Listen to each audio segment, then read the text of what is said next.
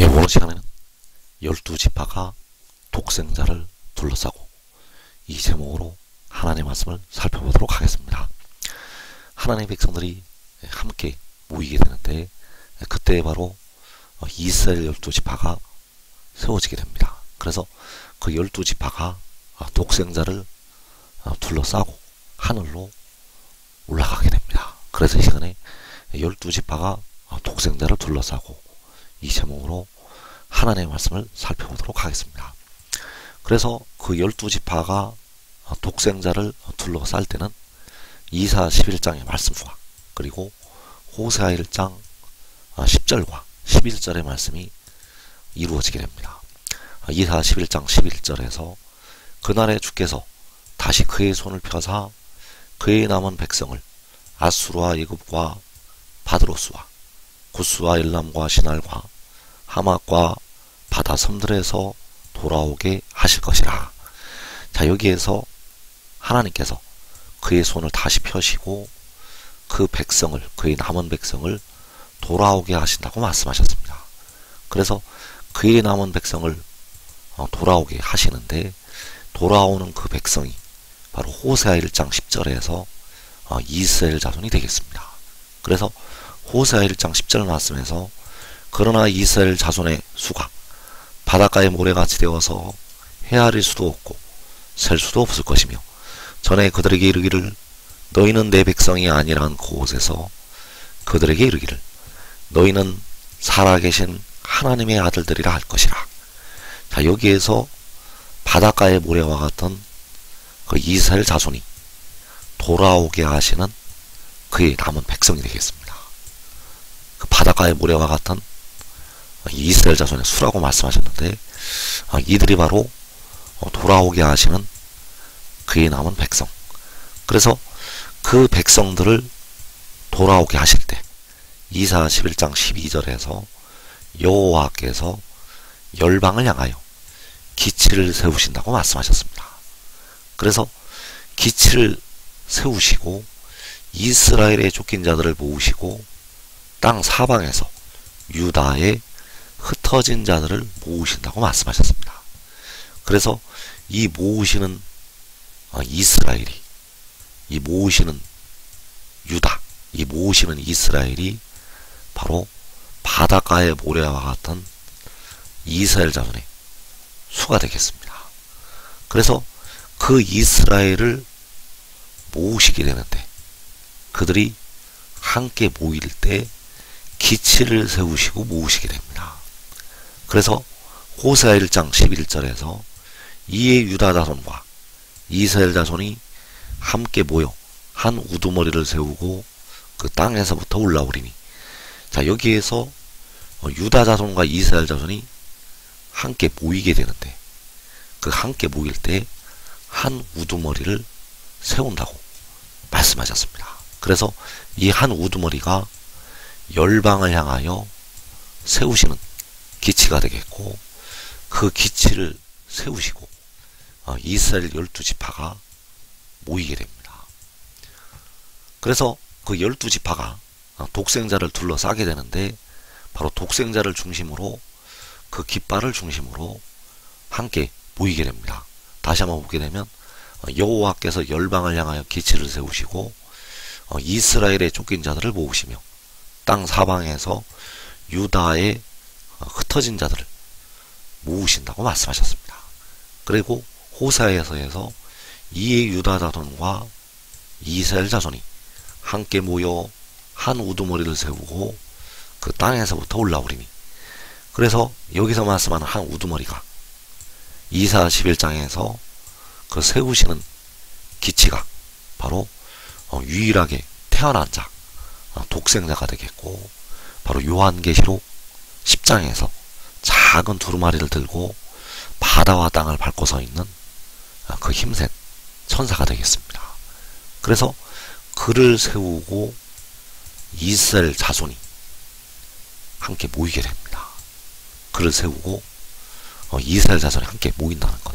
그래서 그들이 함께 모일 때 이사 11장 9절과 10절의 말씀이 이루어지게 됩니다. 이스라엘 12지파가 함께 모일 때는 이사 11장 9절과 10절의 말씀이 응한다는 것. 그래서 내 거룩한 산 모든 곳에서 해됨도 없고 상함도 없을 것이니 이는 물이 바다를 덮은 같이 여호와를 아는 지식이 세상에 충만할 것임이니라. 그날에 이새의 뿌리에서 한 싹이 나서 만민의 기치로 설 것이요 열방이 그에게로 돌아오리니 그가 거한 곳이 영화로우리라. 자, 그에게로 돌아오는 열방이 돌아오게 하시는 그의 남은 백성이 되겠고, 그에게로 돌아오는 열방이 함께 모이는 이스라엘 자손들이 되겠습니다. 그래서 그 만민의 기치를 세우시고 이스라엘을 하나님께서 모으시게 됩니다. 만민의 기치를 세우시고 이스라엘을 모으신다는 것. 그래서 그가 거한 곳이 영화롭다고 말씀하셨습니다. 그가 거한 곳은 바로 내 거룩한 산 모든 곳이 되겠고, 그 거한 곳으로 이스라엘 자손들이 함께 모이게 됩니다. 그래서 그가 거한 곳이 그 땅에서부터 올라온다고 할 때 그 땅이 되겠고, 그 땅으로 셀 수 없는 이스라엘 12지파가 함께 모이게 됩니다. 그 땅으로 이스라엘 자손과 유다 자손이 모인다는 것. 그래서 내 거룩한 모든 곳에서, 내 거룩한 산 모든 곳에서 해됨도 없고 상함도 없을 것이라고 말씀하셨고, 열방이 그에게로 돌아오리니 그가 거하는 곳이 영화로울 것이라고 말씀하셨습니다. 또 이때 이사 2장 2절과 3절의 말씀이 이루어지게 됩니다. 이사 2장 2절에서 말이래 여호와의 전의 산이 모든 산꼭대기에 굳게 설 것이요 모든 작은 산 위에 뛰어나리니 만방이 그리로 모여들 것이라. 많은 백성이 가며 이르기를 오라 우리가 여호와의 산에 오르며 야곱의 하나님의 전에 이르자. 그가 그의 길을 우리에게 가르치실 것이라. 우리가 그 길로 행하리라 하리니 이는 율법이 시온에서부터 나올 것이요 여호와의 말씀이 예루살렘에서부터 나올 것임이니라. 자, 여기에서 만방이 그리로 모여든다고 말씀하셨습니다. 자, 만방이 그리로 모여드는 것이 바로 이사 11장에서 열방이 그에게로 돌아오는 것이 되겠습니다. 자, 만방이 그리로 모여드는 것은 그가 거한 곳이 영화롭다고 할 때 만방이 그가 거한 곳으로 모여들게 됩니다. 그래서 거기가 바로 여호와의 전의 산이 되겠습니다. 거기가 바로 여호와의 전의 산. 그래서 내 거룩한 산 모든 곳은 바로 그가 거하는 곳이 영화롭다고 할 때 그가 거하는 곳이 되겠고, 여호와의 산에 오른다고 할 때 그 여호와의 산이 되겠고, 야곱의 하나님의 전에 이르자고 할 때 야곱의 하나님의 전이 되겠습니다. 그래서 여기서 말씀하는 내 거룩한 산이 그가 거한 곳이 바로 여호와의 산이요 야곱의 하나님의 전이 되겠습니다. 그가 거한 곳이 영화롭다고 할 때 거기가 바로 여호와의 산이요 야곱의 하나님의 전. 그래서 여호와의 산은 3단계로 나타나게 됩니다. 여호와의 산은 3단계로 나타나게 되는데 1단계는 성소가 되겠고, 2단계는 광야가 되겠고, 3단계는 장막이 되겠습니다.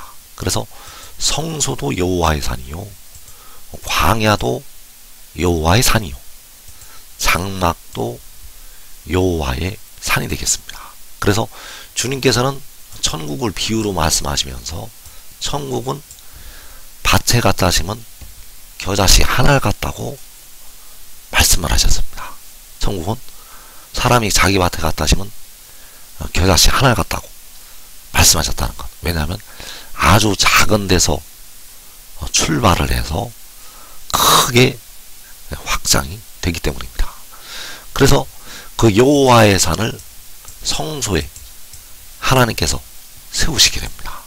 그 성소가 바로 하나님이 세우시는 여호와의 산이 되겠습니다. 그래서 이 성소는 계시록 6장의 환란 날에 피난처가 되겠고, 그 계시록 6장의 환란 날에 여호와께서 거하시는 여호와의 산이 되겠습니다. 그래서 그때를 향해서 이사 37장 31절의 말씀이 응하게 됩니다.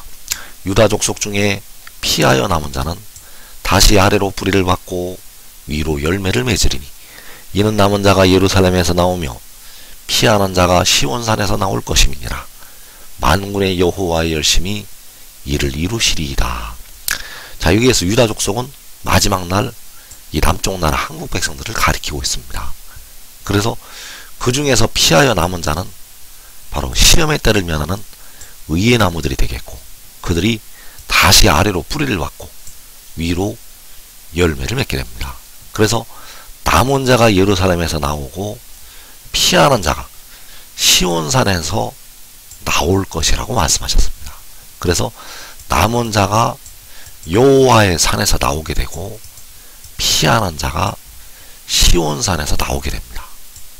남은 자가 바로 여호와의 산에서, 피하는 자가 여호와의 산에서 나온다는 것. 그래서 그 여호와의 산이 바로 시온산이요 예루살렘이 되겠는데, 이날은 요한계시록 6장에서 4분의 1이 죽임을 당하는 환란 날에 이루어지게 됩니다. 그리고 이제 광야로 여호와의 산이 확장이 됩니다. 그래서 호세아 1장 11절에서 이에 유다 자손과 이스라엘 자손이 함께 모여 한 우두머리를 세우고 그 땅에서부터 올라오리니, 자, 여기에서 이스라엘 자손이 함께 모이는 그 땅이 바로 광야가 되겠고, 역시 그 땅이 바로 여호와의 산이 되겠습니다. 그 이스라엘 자손이 함께 모이는 그 땅이 바로 여호와의 산이요 시온산. 그래서 여기서는 바로 2단계로 나타나는 여호와의 산이 되겠습니다. 그리고 3단계로 하늘의 장막이 바로 여호와의 산이 되겠습니다. 그래서 계시록 14장 1절에서 또 내가 보니 보라, 어린 양이 시온산에 섰고 그와 함께 14만 4천이 서 있는데 그들의 이마에는 그의 아버지 이름을 쓰는 것이 있더라. 자, 시온산에 서 있는 어린 양. 그래서 여기서 말씀하는 시온산은 하늘의 장막이 되겠습니다. 그래서 여호와의 산 시온산은 3단계로 보여지게 되는데, 1단계는 성소요, 2단계는 광야요, 3단계는 하늘의 장막이 되겠습니다. 그래서 성소와 광야는 이 땅에서 이루어지게 되고 장막은 하늘에서 이루어지게 됩니다. 그래서 이 성소와 광야는 이 땅에서 있게 되는데 바로 해돋는 나라에 있게 되고, 3단계의 장막은 하늘의 북방에 위치하게 되겠습니다. 그래서 그 2단계로 그 광야에서 여호와의 산 시온산이 이루어지게 되는데, 그때 바로 전 세계에 흩어진 이스라엘 자손들이 함께 모이게 됩니다.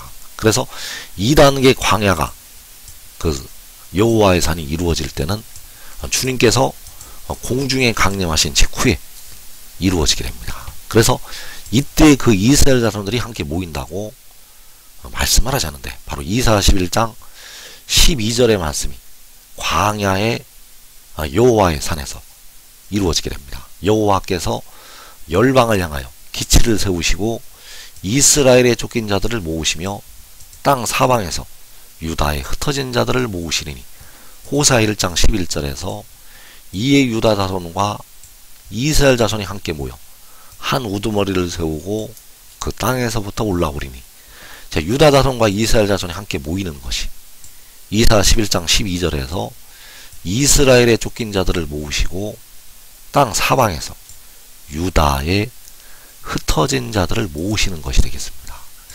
그래서 이 일이 요한계시록에서 계시록 7장에서 이루어지게 됩니다. 계시록 7장 4절에서 내가 인침을 받은 자의 수를 들으니 이스라엘 자손의 각 지파 중에서 인침을 받은 자들이 14만 4천이니 유다 지파 중에 인침을 받은 자가 1만 2천이요. 자, 여기 인침을 받는 이스라엘 자손의 각 지파, 유다 지파. 그래서 이 이스라엘 자손의 각 지파와 유다 지파가 호사 1장 11절에서 유다 자손과 이스라엘 자손이 함께 모인다는 유다 자손과 이스라엘 자손이 되겠습니다. 그 이스라엘의 각 지파가 이사 11장 12절에서 이스라엘의 쫓긴 자들을 모으신다고 할 때 바로 이스라엘이 된다는 사실입니다. 그래서 그 이스라엘을 모으실 때 그때가 계시록 7장에서 이스라엘 자손의 각 지파가 인침을 받을 때가 된다는 사실입니다. 그래서 그 여호와의 산이 광야에 이루어지게 되는데 그때 바로 유다 자손과 이스라엘 자손이 함께 모이게 되고 한 우두머리를 세우고 그 땅에서부터 올라온다고 말씀하셨습니다. 그래서 한 우두머리와 이스라엘 자손이 함께 있다는 사실입니다. 그 땅에 한 우두머리와 이스라엘 자손이 함께 있다는 것. 그래서 이 한 우두머리를 이스라엘 자손이 다 에워싸고 있습니다. 한 우두머리를 이스라엘 자손이 이스라엘 12지파가 다 둘러싸고 있다는 것. 그래서 그 땅에서부터 올라오게 됩니다. 그 땅에서부터 올라오는 것이 휴거가 일어나는 것이 되겠고 하나님의 택하신 백성들이 바로 데려감을 얻는 자들이 함께 모여서 그 땅에서부터 하늘로 올라가는 것이 되겠습니다. 그래서 이 한 우두머리가 열방을 향하여 세우시는 기치가 되겠고 그가 바로 여호와께서 태초에 가지셨던 지혜가 되겠습니다. 그래서 계시록 7장 2절에서 또 봄에 다른 천사가 살아계신 하나님의 인을 가지고 해 돋는 데로부터 올라와서 땅과 바다를 해롭게 할 권세를 받은 내 천사를 향하여 큰 소리로 외쳐 이르되 우리가 우리 하나님의 종들의 이마에 인치기까지 땅이나 바다나 나무들을 해하지 말라 하더라. 자, 여기에서 이 다른 천사가 네 천사를 복종을 시키게 됩니다. 바로 땅과 바다를 해롭게 할 권세를 받은 네 천사를 복종을 시킨다는 것. 그래서 그가 바로 이 다른 천사가 되겠는데 이 다른 천사가 호세아 1장 11절에서 한 우두머리가 되겠습니다. 이 다른 천사가 바로 이 한 우두머리. 그래서 그 다른 천사가 바로 독생자가 되겠습니다.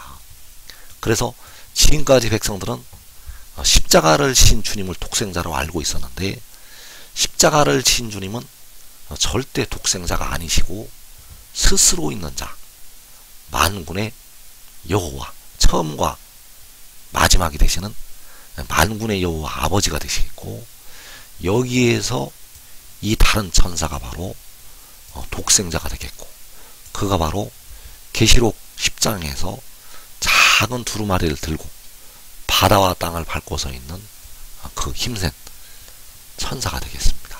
그래서 그를 중심으로 이스라엘 12지파가 모이게 됩니다.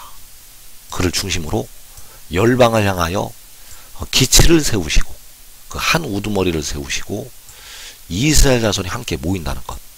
함께 모여서 그 땅에서부터 올라오게 됩니다.